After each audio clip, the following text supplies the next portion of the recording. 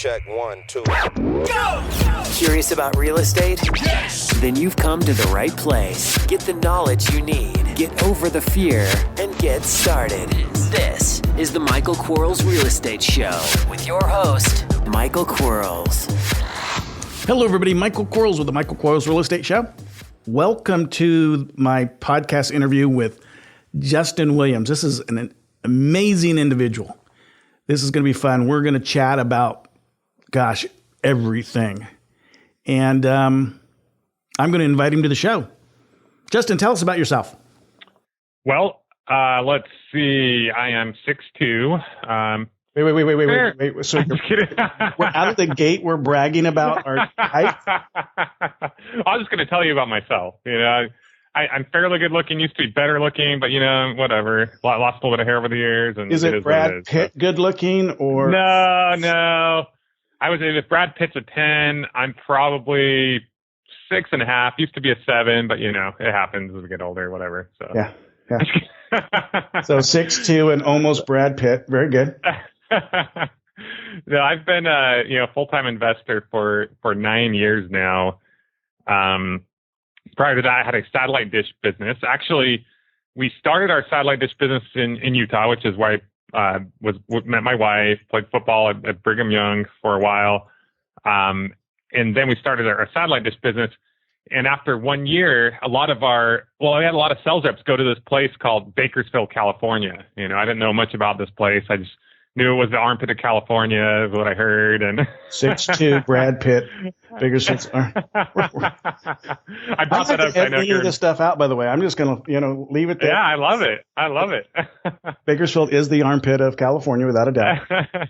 So basically, overnight we moved to Bakersfield, California. Our business kind of forced us to go there. We kept doing that for about a year. Had lots of ups and downs there. And then I got into real estate. So we were living in Bakersfield, California at the time. That's where I started, and got into the funness of real estate. And it's been a fun ride, lots of ups and downs. To make a long story short, we've flipped over 600 houses in that time, and things are good. Things are good now. They're not perfect, but they're a lot better. So I'll let you ask questions. I don't know where you want to go. I've got to go back to the football for a second. At Brigham Young. What position did you play? I played linebacker. I actually stood on the sidelines as a linebacker, I should say. Well, without that person on the sidelines, you can't have the person on the field. So yeah, it's true. So you played all through college, so you must have played in high school? Yeah, I played in high school. Went to Jurupa Valley in Southern California, Riverside area. Was pretty heavily recruited and went to BYU and had a couple injuries. Every time I thought it was like my time to make my mark, would get an injury and then kind of set me back. So I was only there for 3 years. Actually dropped out. I had a full ride scholarship, dropped out of college when I only had 1 semester left of student teaching and biology. And I just thought, this isn't for me, and went out and started a business. Thought I was going to make $1 million that first summer, and instead ended up with $120,000 of debt and a failed partnership. And it was just a complete nightmare. They're only failures if we do them twice. So, everything else is just a learning experience. Because I have, in my lifetime, there's been many times that $120,000 was a little bit of money, not a lot of money, from a lost opportunity. Yeah. This is going to be a strange question, maybe not, and maybe you've been asked it before, but how did football prepare you for being an entrepreneur? Or did it at all? Is there any parallels for that? Oh, I think there's huge parallels. I just think the discipline, I think the challenges, the struggles. I mean, I played the 3 years at BYU that were the only 3 losing seasons that BYU has had in like 40 years. And I thought I was going to start. I thought maybe I'd go to the NFL. I thought I was going to be this hero, and none of that really happened. I mean, I was standing on the sidelines in freezing cold weather, just like shivering, like almost every game. And that was after waking up at 5:00 every morning and going to practice in the snow. I mean, it sounds like what your, grandfather would tell you, right? Like, right. But just that discipline and keep working hard and the commitment and knowing that there are challenges and struggles, but you just keep getting up and you keep going. Right. Yeah, I would say absolutely. Right. Can you relate not being, like, I'm going to say the starter for lack of better words, and maybe not succeeding when you first started in business as the same thing? You know, here you're looking at somebody else doing what you want to do, and you start your business and you had these goals and these dreams and these hopes, but you weren't doing what you wanted to do. How did you get through that? How did you say, okay, I lost 120. Yeah. That's okay. I'm still going to do something different, make something of my life, change my life for the better. I'm not going to let this mistake, this learning experience keep me down. How did you fall forward? Yeah, I think there's like two parts of all of us, you know, the Dr. Jekyll and Mr. Hyde, if you will. And in the E-Myth, he refers it to as the fat guy and the skinny guy, right? Some days we want to work out and be like all awesome, and then next day we're eating like a big bowl of ice cream, and who cares, right? And I think that goes the same in business. And at this time, so there were times when I felt like a failure, and like my wife had counted on me and my now 6-month-old son, who was now sleeping in the closet of this 2,000 square foot home in Bakersfield that we shared with like 8 other people, like people that worked for us, because we were kind of homeless in a way. We had to like live with them because we couldn't afford to live on our own. But it was so strange. Like most of the time I still felt rich. I felt wealthy. And it was because I knew what could be done. And even though it hadn't happened to me yet, I was almost so ignorant and so stupid that I believed that I could do these incredible things, even though they hadn't happened yet. And so even though I had $120,000 of debt, that was just paper to me. That was just like a number on a wall. And it didn't matter because I still knew I was going to make my million. And like you said, 120,000 is small compared to $1 million. So I thought when I make $1 million, like this won't matter. It was still hard at the time. Don't get me wrong. And there are lots of times when I wanted to quit, but I didn't have a choice because my wife and son, like my back was against the wall. I had no choice. And so I just would go door to door every day and sell satellite dish in the hot sun and smog of Bakersfield. And I couldn't quit. I didn't have a choice. I'd have to come home and look my wife in the face every day and let her know, you know, what happened. And I couldn't live with that. What if you didn't have your wife and your son? Would you have still had the same drive? I don't know. I mean, I feel like I've always been pretty driven, but I don't know that it would have been to that degree. But the $120,000 was mainly borrowed from friends and family, so I probably would have had a very similar drive. I don't know that it would have been quite as strong. I'm not sure.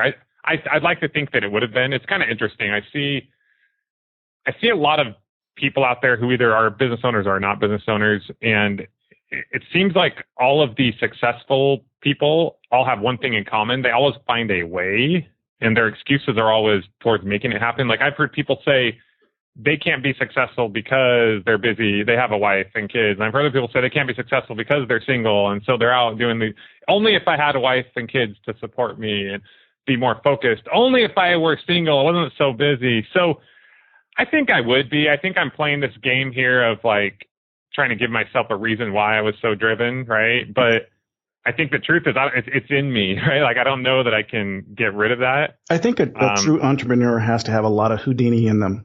Yeah. Where they just, you know, what looks impossible to everybody else, they can get out of. They can, make something special out of something. Yeah. And I feel like, I've spoken to you a few times in my life. I feel like, yeah, the crutch of saying I have to do it for my family is a real crutch, and it's real for a lot of folks. But the reality is, I think you'd do it anyway. Yeah. I think I would have. I mean, I was going to real estate class, like I didn't know what for to get my license. I didn't know what I was doing. I was just like, so I would go to Hell Week in the morning, go to classes all day, work out at football, and then at night I would go to like real estate classes. I mean, who does that in college, right? Like, or I would go. Well, it is Brigham Young, so it's a little bit. It's not necessarily the party college, is it? No, I mean, yeah, I'm a bunch of Mormon kids, but yeah, I mean, I was just, and then on the weekends, like at night, I would go sell satellite dish. This was before I started my business, and I would go on like Saturdays to these trade shows and get people to go to timeshare presentations. And Yeah, I've always been pretty driven. So We're going to get to real estate in a minute, and I apologize for taking so long. No, real estate is like so easy. I mean, it's not real estate that makes people successful real estate investors. It's this game between your ears. Like, that's all it is. Well, one of the things I wanted to ask you when you said you did the classes after class kind of thing. Yeah. What did you teach yourself? I mean, what was it you had to flip the light bulb on. I mean, it's probably not as innate as we entrepreneurs want to think it is. That drive to be successful. We kind of have to teach ourselves to do it or tell ourselves to do it. So what was it for you, or did you just always have that thing? I mean, from a young age, I mean, I would, the kid going around and selling candy, buy it at Costco and sell it for more money on the street. I mean, as I got a little bit older, I would buy lovebirds. I'd go work with my dad at work for $3 an hour pulling weeds. He was a superintendent and it was totally illegal. I'd work for this landscaper guy he knew. $3 an hour to pull weeds and then earn enough to buy lovebirds, and then I'd raise those lovebirds, hand feed them, and sell them. So I think it's always just kind of been. It's just always been there. And even in college, I would go to these classes and be like, oh my gosh, shoot me, please. Like, I don't care about what this class, I don't care what they're talking about. So I would work the system at school just to get by and get a decent grade. And then I would go take these real estate classes because I thought, oh, this is going to actually make me money. Right. I never finished getting my license just because that was just the path that I was on. I wanted to make money. I didn't know how I was going to do that. Right. And then when I was selling satellite dish door to door, I would get paid close to $100 per sell, but I realized the guys that I was working for were getting paid $300 a sell. Of course, I was dumb enough at the time to understand everything involved in running a business and overhead, and just thought, oh, they're making money off me. I had that entrepreneurial seizure, and I went for it, and I ended up with a lot of debt. But that debt, like you kind of alluded to, was one of the best things I ever got, one of the best lessons I ever learned. Right. Because we worked through that. And most everyone has a debt. Either they're going to have a college education they have to pay for, sure. They're going to have an error that they're going to have to pay for. They're going to have debt. Yeah. And we would be foolish to think that we don't. And I didn't go to college right out of high school, successful anyway. And so I just started in the business, and I made all kinds of mistakes, and you had to pay for those things. And you recover and you fall forward. You said earlier, and it's kind of a key statement for life, that you said something about real estate, that real estate just, isn't everything. It's what you have, between your ears kind of thing. Yeah. Where do you go from here? I mean, you've done 600 houses, which, I think most people that are listening would say, I want to do that. That would be, the definition of success for me. That would be the definition of wealth for me. But where do you go from a personal perspective? What's next for you? What avenues? Where do we see you next? Sure. Well, 2.5 years ago, in 2010, first of all, so things were going okay in real estate. It took 7 months to get our first deal, yada, yada. Then we started doing good for a few years. Then 2010, we were doing short sales. We moved out of Bakersfield. So the combination of moving, one thing I recommend to people, don't make too many dramatic changes in your life or business at one time, if you can help it. So we moved from Bakersfield, which is where, I was the king of short sales in Bakersfield. Everyone knew me and yada, yada. Moved from Bakersfield, and the short sale market was changing. So we changed not only locations, but we also changed what we were doing. And it took us a long time to recover. Something I didn't mention in my story is after we got out of that debt, we did have someone else who committed some major fraud in our company that ended up costing us a whole bunch more money. So, but we were above the what is it? Is red positive or mm-hmm. black? We were in the positive at this time, but we were just keeping afloat. And then in 2010, we struggled getting more deals, and the cash the deals were not there because we were going into trustee sales and learning about REOs and all this other stuff, and fix and flips. And I remember we were about to have our third child, and my wife, literally us not knowing how we're going to pay the rent the next month, and her just being upstairs, crying. And I felt it all over again, what I felt in Bakersfield. I'm like, no, I already went through this. This isn't supposed to happen anymore. so I decided to go get into rental properties. And at the end of 2010, because I thought, hey, there's this cash flow thing going around. If we can pay for our monthly expenses, I don't have to worry about, these fix and flips anymore, and it's going to be great. And in the end of 2010, we purchased the 2 months at the end of 2010 and the beginning of 2011, we purchased a total of 12 rental properties. And that was the most houses we had ever purchased at any given period of time. I don't know what it was, but it was not as hard to pull the trigger when I just looked at the rental numbers. It was like, oh, this works. It was like shooting fish in a buck barrel, as they say. However, something happened when we went to buy property number 13. I was out of money. My investors were out of money. Like no one, everywhere I looked, no one had any money. And some people might say, oh, go raise more money. But literally, like I had to pay the bills the next month, and it was very uncomfortable. So we decided to sell 4 of those rental properties that weren't yet rented out. And from those properties, I looked at them like, oh, I think these could flip. I think I could sell these to flip. Even though when I bought them, I had no intention of flipping them. From those 4 properties, we made more money than we would need to pay for our expenses for an entire year. And that was the very first time that I felt that kind of financial freedom, that for an entire year, no matter what happens, my family is going to be completely taken care of, regardless if we make any more money at all. Right. And that felt really good. And that's when kind of the epiphany and light bulb went on. And I kind of combined the fact that I now had the guts to buy that many properties at one time. And I started to create some systems. And I read books like The E-Myth and the 4-Hour Work Week. And I heard a lot of people saying that only rental properties could be passive. Right. I thought, well, I know you can create a business, not just a job. Mm-hmm. So why can't I take some of these systems I've already learned, but like improve them even more? And why can't I sell 4 houses every month or more? Right. And we set out to do that. And that's kind of what we did. And then in 2011, we ended up doing 60 properties, which was more than we had done the previous 4 years combined. And in 2012, we did 120 properties.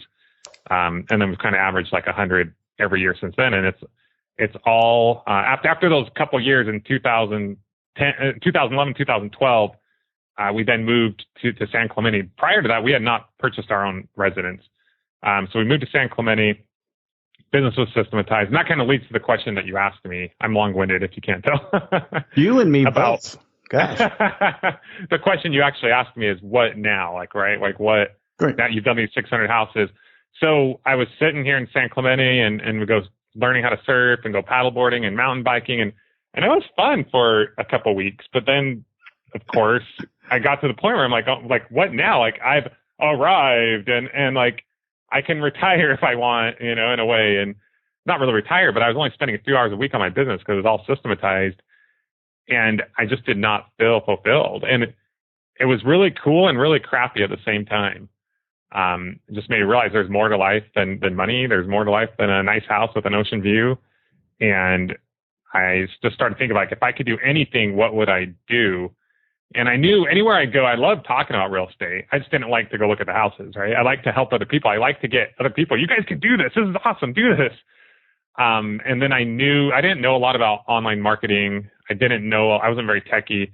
But I thought, I know marketing and sales is really the most important thing I could learn that could help me in so many different aspects of life, whether it's through a charity organization or anything. But I was like, I know I got to learn these skills. I can't keep hiding from them.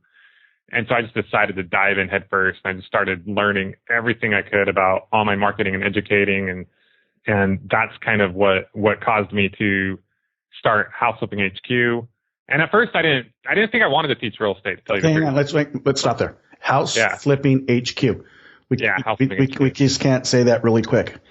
Okay. Let's tell people what that is, and then let's go back to the next thing for you. Yeah. So House Flipping HQ is basically my website and my podcast. It's where I teach people, share my stories and my experience, and interview other investors and whatnot. So that's my. Isn't it kind of cool that we as investors who have done a couple things in life, we're not afraid to share? Yeah. I mean, like a lot of industries, they're so afraid to, share ideas, share concepts, share people that they don't, and no one grows. In our industry, we tend to, those of us that have bought a few houses, we tend to just want to give back by telling everybody, hey, this person over here does it this way. This person over here does it this way. And we don't have this fear of loss because we know any given day we can flip 4 houses kind of thing. Yeah. And I've always been a believer that I can give someone knowledge, but I can never lose it. Yeah, I agree. Some people kind of like, like a newer investor, like they kind of like freak out, like, oh, I can't share anything. I'm like, you don't even know anything. Right. You haven't done anything. What are you worried about? But the fear of loss, it's like, well, I have 41,000 houses in Bakersfield right now that have an equity position. Yeah. I can't buy 41,000. And I know that's a defeatist attitude, but I can't. Yeah. Yeah. And so there's plenty to go around. And if I can help someone buy a house, I want to. Thanks for listening. We'll be right back. Are you running out of leads? It's time you tried Yellow Letters at yellowletters.com. Get motivated seller leads through Yellow Letters, postcards, zip letters, typed professional letters, greeting cards, door hangers, and business cards. Yellow Letters is a full-service marketing company created with your success in mind. Get the personal attention you need to get your direct mail campaign started and get in touch at yellowletters.com. And we are back in 3, 2, 1. So the websites, is it just podcasts and interviewing? Are you training? Are you helping folks understand the real estate business? Yeah. No, so I started House Flipping HQ 2.5 years ago. And then a few months later, we started House Flipping Formula. And that's kind of like our flagship training program, coaching program, where we have a Facebook group where me and Annie McFarland, my education partner, basically get in there and answer any questions people have. We have a bunch of coaching modules. We have weekly, sometimes monthly coaching calls and all kinds of stuff. So cool. Okay, we got that out of the way.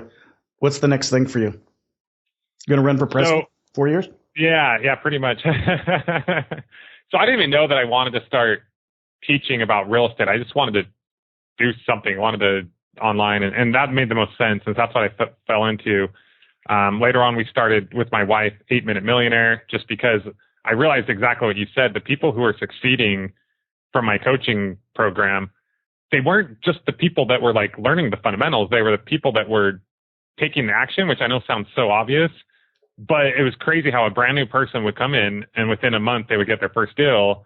And then there would be someone else who had been in real estate for 3 years and hadn't gotten a deal. And it was just so like the psyche got so interesting to me that I started focusing so much on that. And then a lot of people started telling me this from the stuff I was teaching about systems and psyche was helping them in their other business. And then we started helping people in other business to the point to where right now I'm mentoring someone for basically $1,000 an hour in a business I know nothing about, and it's completely changed her business. So that's been cool for me to see that. I'm like, oh, wow, it's cool. That's been kind of fun. I've always been amazed. Do you remember like Sadie Hawkins dance? Yep, absolutely. And so we boys would stay on one side of the auditorium and the girls would stay on the other side. Uh-huh. And then because boys typically have to ask the girls if they want to dance, a boy will go out over there and have the courage, which is the important part, and the fortitude and the desire and the drive to go over there and start the dance. Yeah.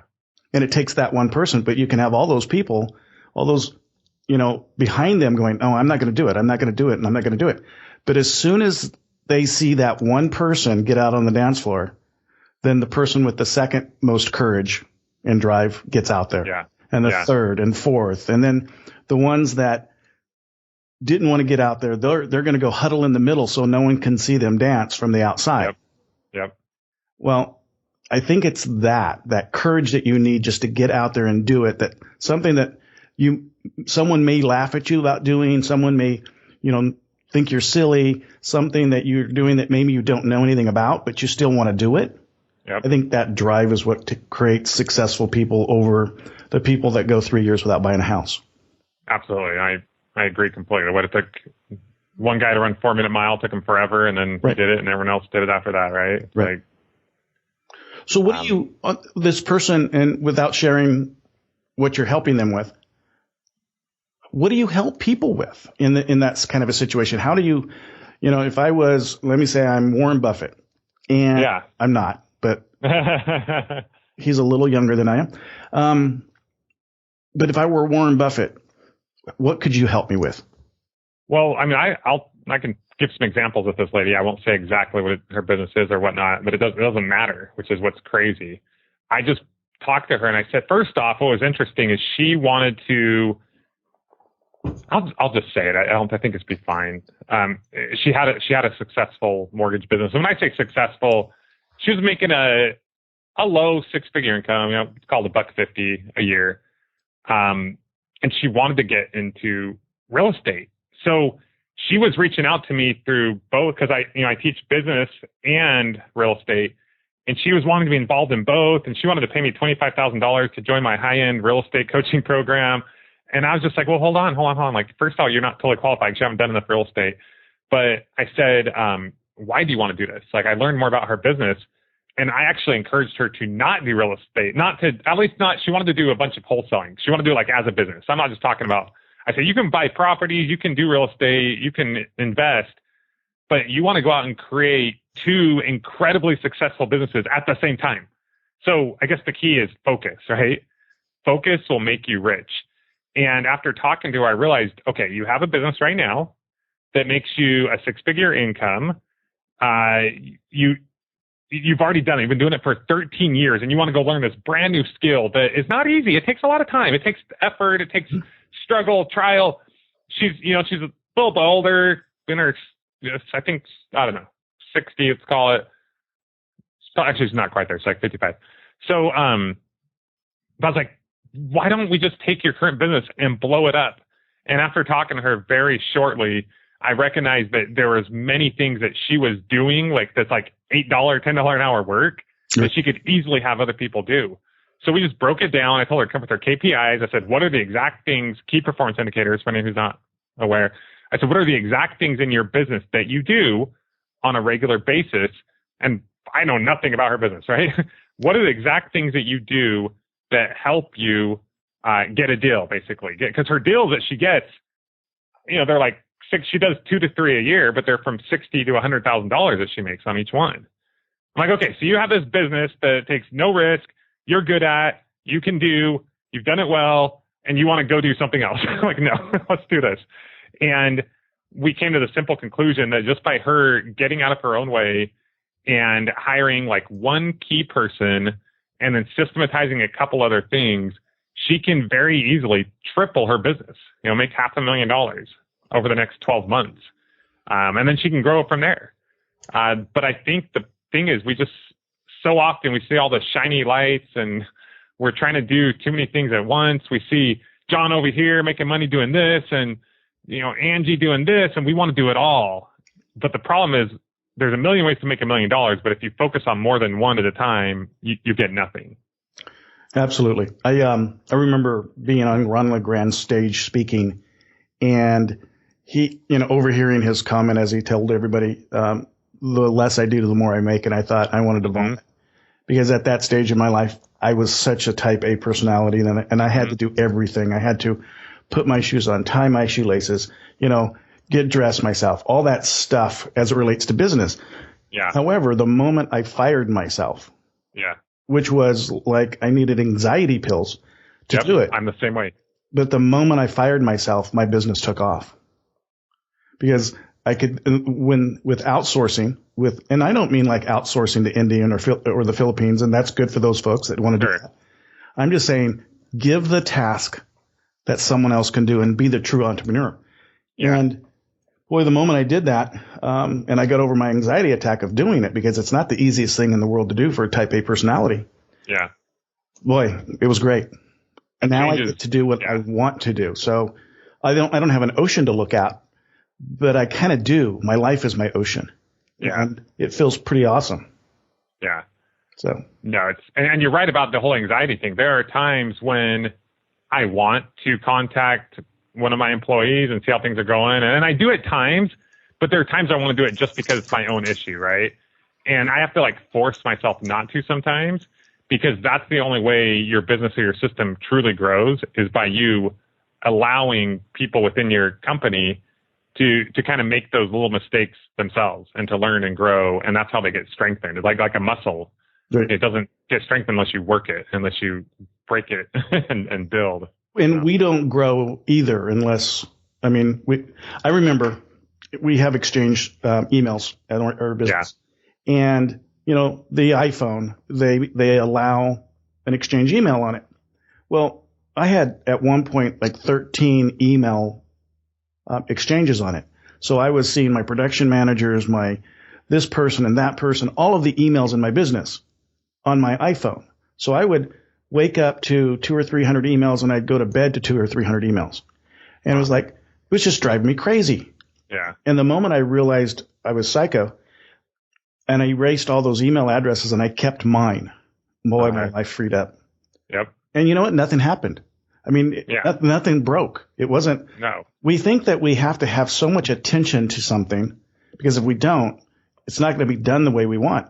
Well, if we don't have a system in place, then shame on us. That's what we need is a system that folks follow to do great work. So. Yeah. I think the number one thing is first eliminate everything. That's the best system. Eliminate everything except for like the one thing. The book of the one thing, Gary Keller, but it's so true. Like, what is the one thing or the small few things that you're focused on? Get rid of everything else. The less you do, the better. And then systematize that thing. What are the few things that get you to the thing? What are the few KPIs, the very few things, and what can you get someone else to do?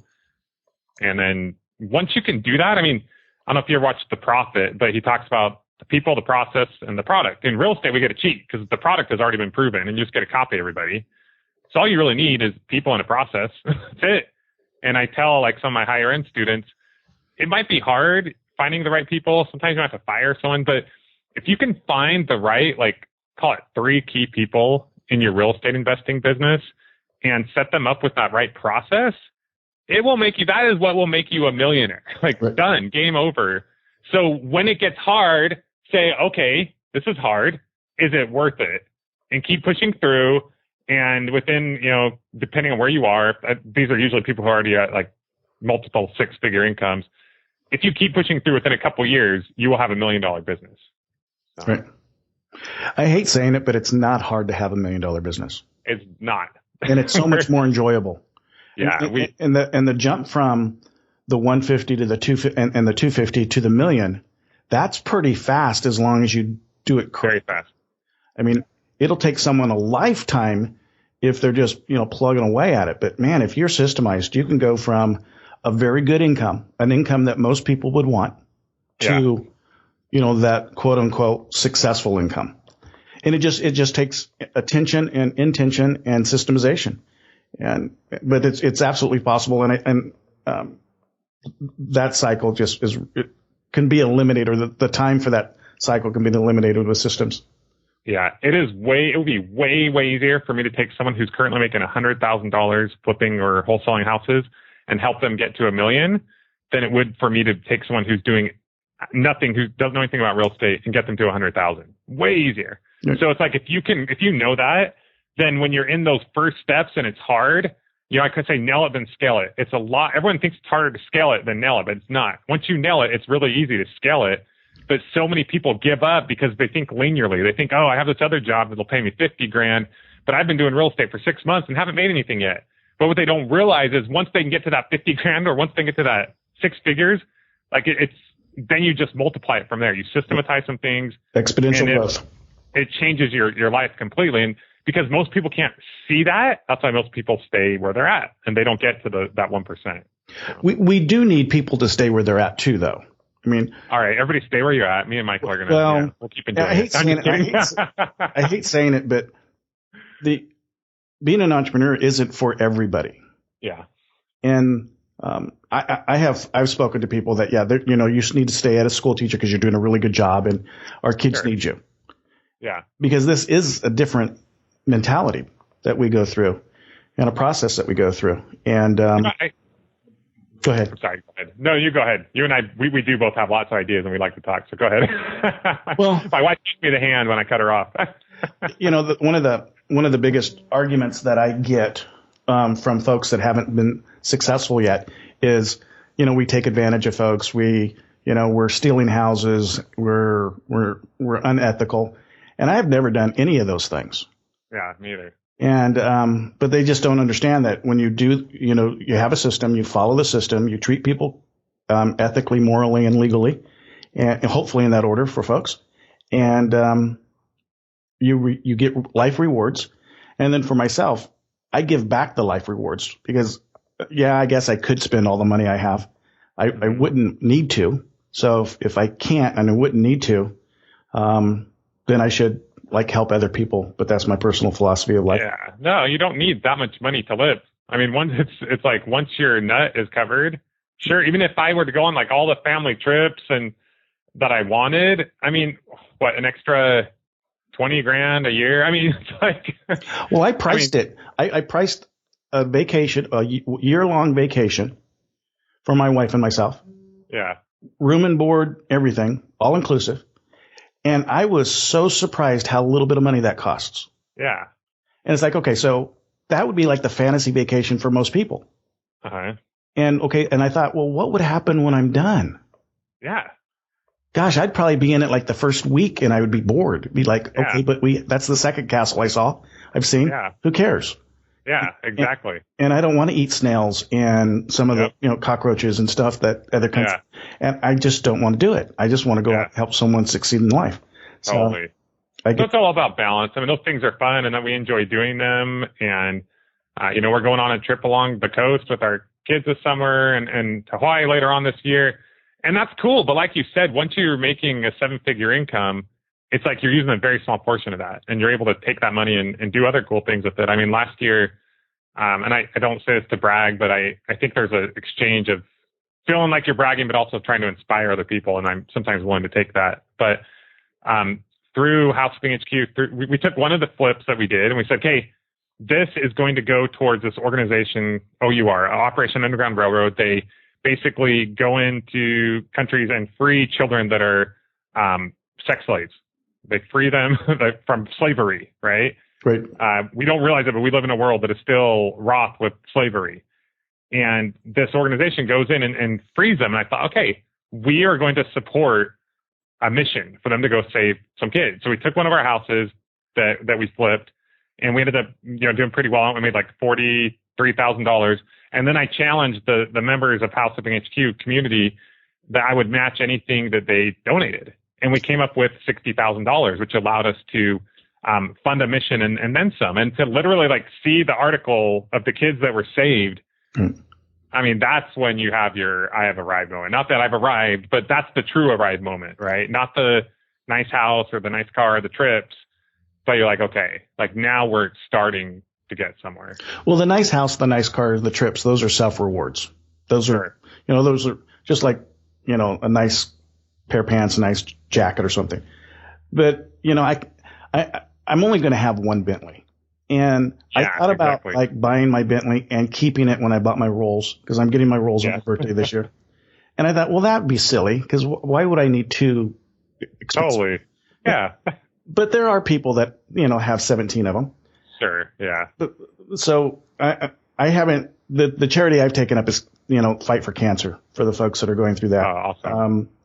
And that's a big fight, and we'll never have enough money. Or hopefully we will.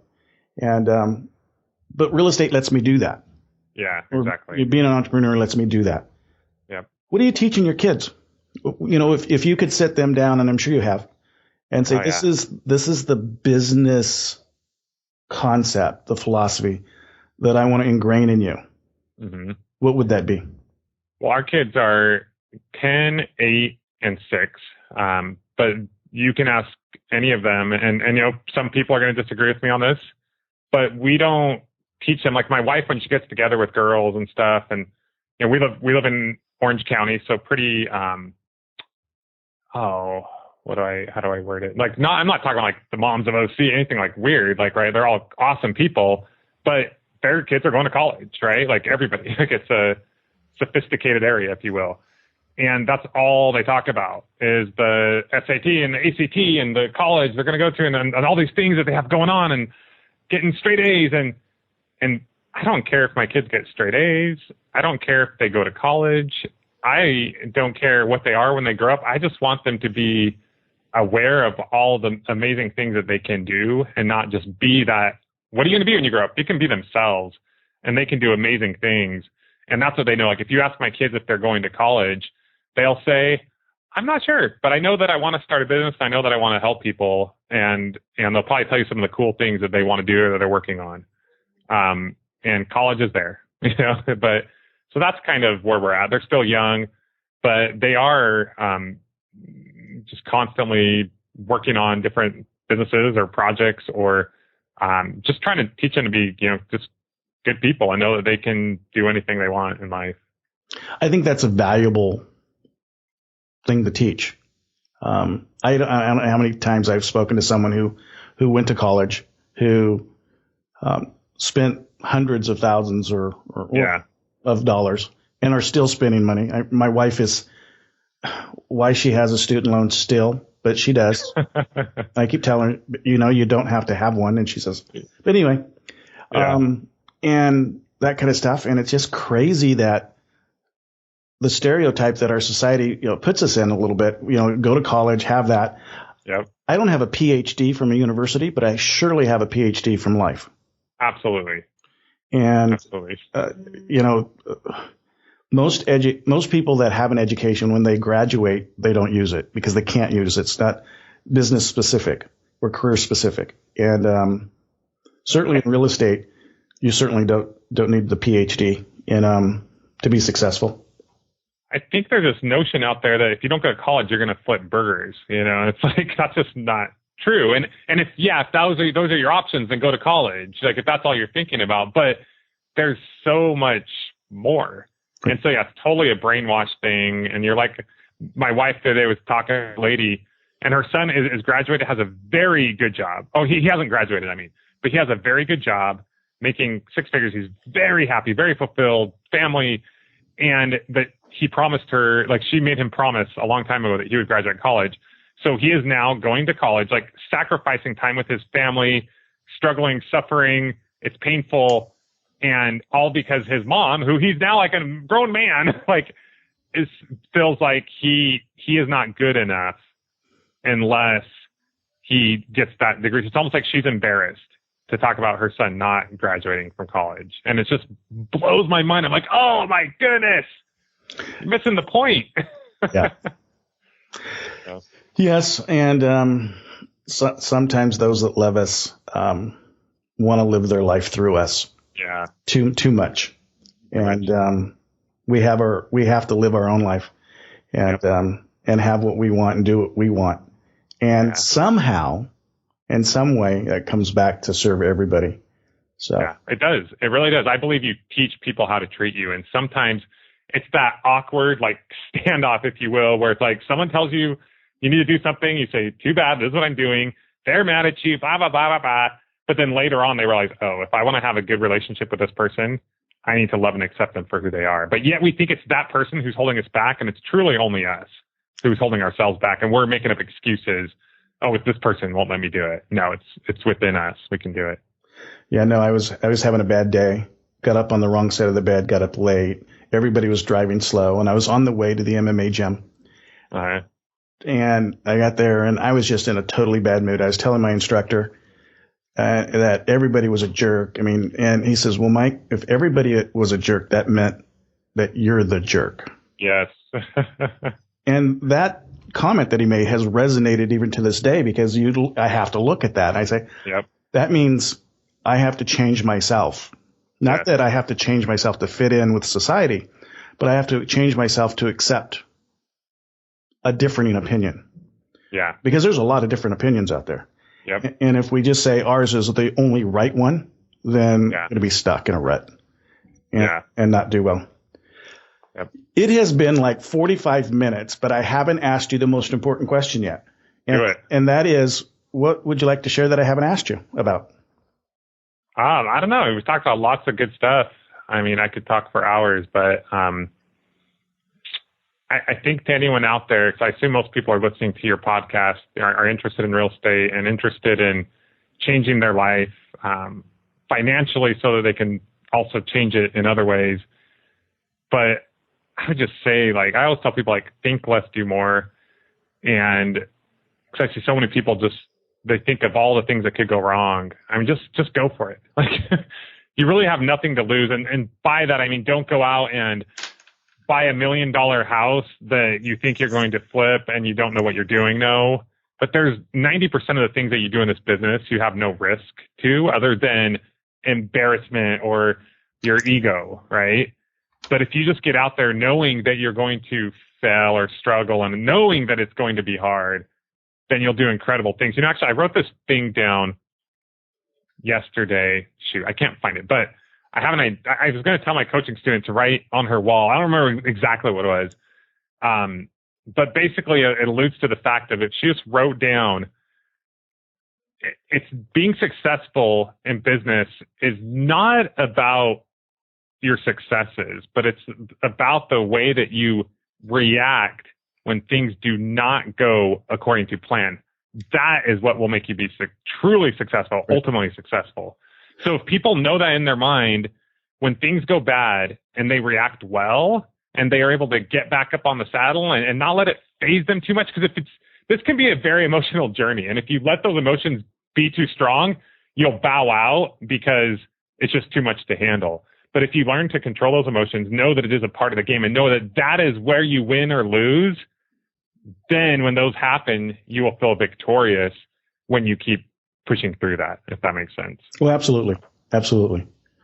I always tell people there's nothing learned from the second kick of the mule, and which means don't walk behind it twice. Yeah. But just because you got kicked the first time doesn't mean that's the end of life. Yeah. And absolutely. You know what? As you were chatting, and I'm going to wind this up, but as you were chatting, I wrote down 3 book titles. I always find it fascinating when I talk to really intelligent people that have a lot to say. The things that come out of their mouth that they may not hear them say themselves. Are you intelligent people? Is that someone you interviewed before? You mean? Yeah, yeah. And so I wrote down the first book title is, and I don't think you necessarily said these 4 words together, but you said them in a sentence. And I wrote down From Tears to Success. That's when you were talking about your wife crying and it was just killing you, and you just changed your life after that. Get Out of Your Own Way, but that I think that's already a book title. And then Think Less, Do More, and that's probably a book title already too. So I thought you were telling me of books. You're telling me about. I said, gotcha. I write down I love that. Book titles of people that I interview. That's awesome. That I think, wow, that, if I looked at a book title and I didn't know what the book was about, what would make me want to buy it? Yeah. From Tears to Success. Love that. So thank you so much for being on the show. I appreciate it. Thanks for having me. And we'll talk soon, okay? All right. Thanks, Mike. Thank you. Bye-bye. Okay. This was great. I got to have him back. I don't know if we talked about real estate at all. You guys have to tell me.